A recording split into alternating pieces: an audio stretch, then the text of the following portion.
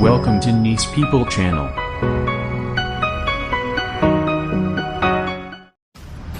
Ketika saya mendapatkan tugas 10 tahun yang lalu ke Kentucky, ada hal yang sering dilakukan oleh Pentagon, yaitu simulasi currency warfare. Dilakukannya di pangkalan Akademi Militer di Kentucky ini. Benarlah, salah satunya adalah taktik perang uang atau currency warfare adalah dengan membuat dolar reset value atau dolar dimainkan nilainya. Oke, kita sekarang membicarakan tentang currency domination sebentar. Currency domination adalah kunci untuk menjadi negara berdaulat. Inilah pelajaran penting bernegara. Salah satunya, sekali lagi, informasi ini juga akan membuat rupiah menjadi kuat. Kembali ke pelajaran sejarah sebentar. Kita semua masih ingat di tahun 97-98 itu ada serangan ekonomi hitman kepada pemerintahan Soeharto, menyerang rupiah dari 2.700-an ke 15 ribuan dalam waktu 6 bulan. Indonesia rontok ketika itu. Krisis moneter, lalu krisis pemerintahan. Rezim otoritarian Soeharto terjungkal. Inilah hal yang dilakukan di pangkalan Kentucky, tempat simulasi currency warfare dilakukan.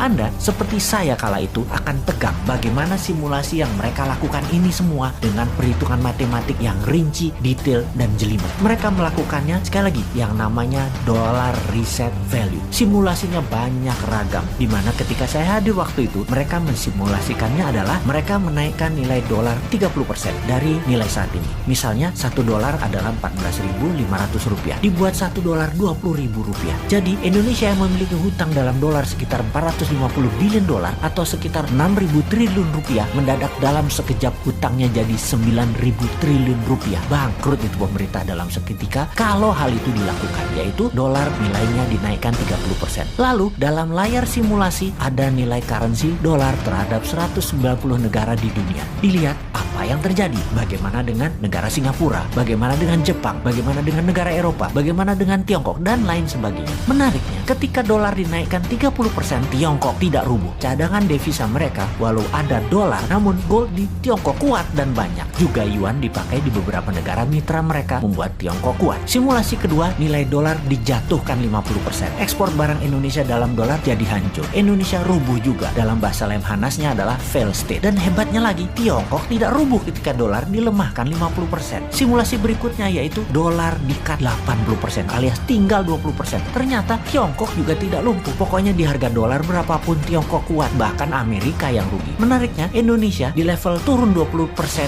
sudah paria, di level 30% atau 40% bahkan lumpuh negaranya, dan di level 50% fail state, negara gagal. Dan benar deh, dibawa ke harga dolar menjadi 18.000 aja dalam seketika.